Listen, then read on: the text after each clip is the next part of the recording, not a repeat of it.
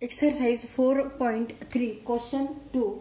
The sum of three numbers is 15 if the second number is subtracted from the sum of the first and third numbers, then we get 5. When the third number is subtracted from the sum of twice the first number and the second number, we get 4. Find the three numbers.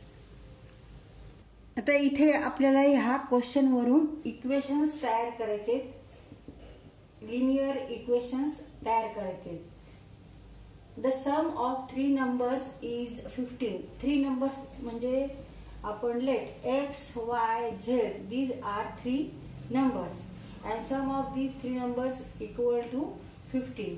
X plus y plus z equal to 15. हे आपलं पहिलं linear equation तयार झालं. आता second linear equation, if the second number is subtracted from the sum of the first and third number. आता ह्याच्यामध्ये आपण हा फर्स्ट नंबर धरलाय, हा सेकंड नंबर धरला आणि हा थर्ड नंबर धरलेला आहे. if the second number is here y is subtracted from the sum of first and third number, ह्यांच्या सम मधून, ह्यांच्या बेरीजेमधून y काय करायचा आहे, सबट्रॅक्ट करायचा आहे, वजा करायचा आहे. x plus z minus y equal to 5. म्हणजेच x plus z minus y equal to 5. ते सेकंड इक्वेशन तयार झालं. x plus z minus y equal to 5. Third equation, when the third number कोणता आहे, z, is subtracted from the sum of twice the first number. Twice म्हणजे दुप्पट, 2 नी multiply करायचं first नंबरला. फर्स्ट नंबर आहे x, 2x. The third number is subtracted from the sum of twice of first number and the second number. Second number आणि first number, पहिल्या नंबरची twice करायची आणि त्याच्यामध्ये दुसरा सेकंड नंबर मिळवायचा आणि थर्ड नंबर काय करायचा, ह्याच्यातून सबट्रॅक्ट करायचा आणि इट इज इक्वल टू 4. मग 2x plus y minus z equal to 4. The third number is subtracted from the sum of twice and the twice of the first number and the second number, we get 4. Find the three numbers. मग आता हे तिसरे equation 2x plus y minus z equal to 4. हे three equations आहेत. ह्याच्यामध्ये आपल्याला x, y आणि z यांच्या काय काढायचे आहे, व्हॅल्यू काढायचे आहेत. तर त्या व्हॅल्यू काढण्यासाठी आपण इथे कोणता रूल वापरणार आहोत, तर क्रेमर्सचा रूल. Bye Cramer's rule. आणि ते इक्वेशन हे एक्स वाय झेड मध्ये असल्यामुळे आपण इथे dx upon d equal to x, y equal to dy upon d and z equal to dz upon d ह्या फॉर्म्युलाचा इथे वापर करायचा आहे, क्रेमर्स रूलचा. तर इथे एक्स वाय झेड चे आपल्याला व्हॅल्यू मिळणार आहेत आणि म्हणजेच these three numbers. Let first number is x, second SECOND, second number is y and third number is z. Therefore equations are, sum of three numbers is 15. x plus y plus z equal to 15. Second number is subtracted from the sum of first and last number, that is third number, and it is equal to 5. When third number is subtracted from the sum of first number and second number, we get 4. हे चार equation आहेत. ते determinant d equal to take coefficient of x y z 1 1 1 1 1 1 1 1 1. इथे आता 1 1 negative 1 negative 1 1 1 negative 1 आणि 1. वायचा coefficient काय आहे, -1 आहे, मग तो इथे लिहायचा आहे. इथे आपण वायचे कोइफिशियंट लिहितो, इथे एक्सचे आणि इथे झेडचे. तर इथे एक्सचा कोइफिशियंट 2, वायचा 1 आणि झेडचा -1. हा डिटर्मिनंट सॉल्व करायचा by using expansion formula. 1 multiply करायचे, -1 into -1 1, -1 -1 1, -1 1 into -1 -1, 2 into 1 2, plus 1 1 into 1 1, 2 into -1 -2. पण इथे आपण मायनस करत असतो, minus minus plus, negative negative become here positive. 1 1 minus 1 0, minus 1 minus 2 minus 3, plus 1 1 plus 2 3, equal to negative negative multiplication of two negative number equal to positive number, plus 3, plus 1 into 3 3, 3 plus 3 6. Therefore value of D is here 6 and it is not equal to 0.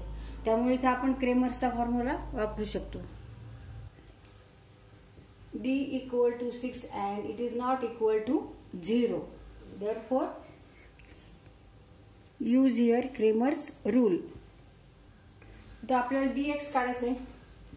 dx काढण्यासाठी आपल्याला फक्त first column change करायचा आहे. First column मध्ये 1 1 2 आहे, म्हणजे x चे जे कोइफिशियंट आहे त्याऐवजी आपल्याला काय घ्यायचं आहे, 15 5 4, 15 5 4, and remaining column write as it is, 1 -1 and 1 1 1 and -1. आता हा सॉल्व करायचा एक्सपान्शन फॉर्म्युला वापरून. पहिल्यांदा 15 ने मल्टिप्लाय करायचं, 15 1 into 1 -1 into -1 equal to positive 1 1 1 minus 1 minus 1. नंतर -1 ने मल्टिप्लाय करायचे, 5 into -1 means -5 and 4 into 1 means 4. हे आपण लिहू -1. प्लस 1 ने मल्टिप्लाय करायचे, 5 into 5 5, minus 4 into -1 means -4. Now -4 into negative, therefore it become positive 4. आता हे सॉल्व करायचे. Now 15 into 0, 1 minus 1 0, minus 1 minus 9 plus 1 9, 0 plus 9 plus 9 means 18. dx equal to 18. dx equal to 18. आता इथे x ची व्हॅल्यू काढायची असेल तर आपण काय करत असतो, क्रेमर्सच्या रूल नुसार dx upon d means 18 upon 6, 6 3 जा 18, 6 3 18. therefore x equal to 3. अशी इथे आपण x ची व्हॅल्यू काढलेली. आता dy काढायचं आपल्याला, तर फर्स्ट कॉलम तसाच ठेवायचा, सेकंड फक्त इथे चेंज करायचा आहे. 1 1 2, 1 निगेटिव्ह 1 च्या ऐवजी 15 5 4, 15 5 4 and write third column as it is. तिसरा कॉलम जशाचा तसा लिहायचा. तर मग अशी जसं आपण सॉल्व केलं त्याच पद्धतीने एक्सपान्शन फॉर्म्युला वापरायचा आहे. 5 into -1 means -5, minus 4 into 1 4, minus 15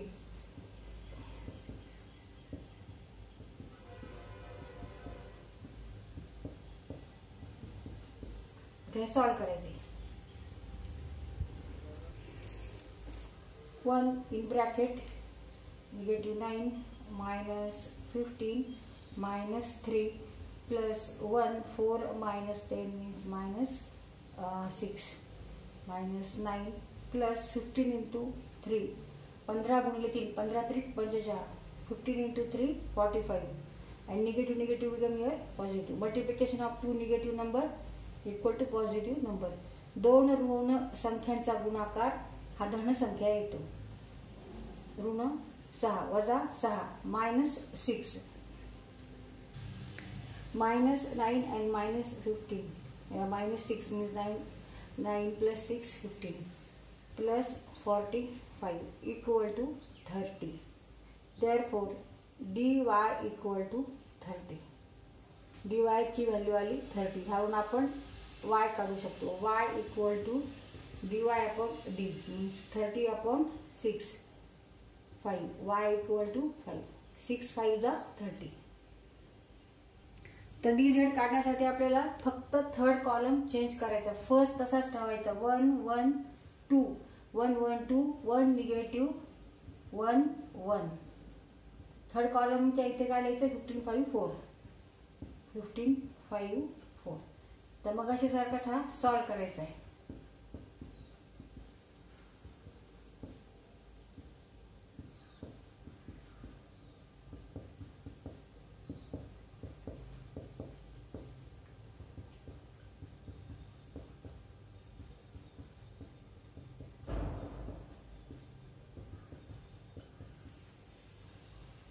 plus 45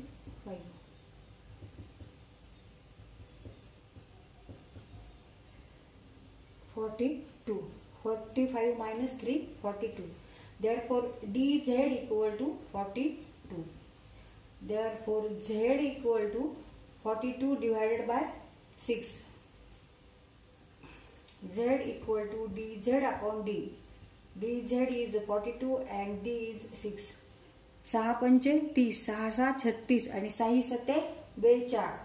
6 into 7 42. Z equal to 7. Therefore Z equal to 7. By Cramer's rule, x equal to dx upon d, y equal to dy upon d, and z equal to dz upon d. X equal to dx is 18 upon 6. Y equal to dy is 13 upon 6 and z equal to 42 upon 6. X equal to 3, y equal to 5 and z equal to 7.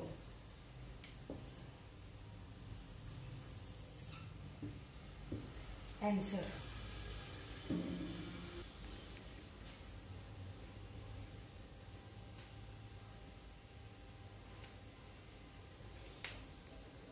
आता हे आपण answer जवळजवळ लिहून काढू. Hence the required numbers are 3, 5 and 7.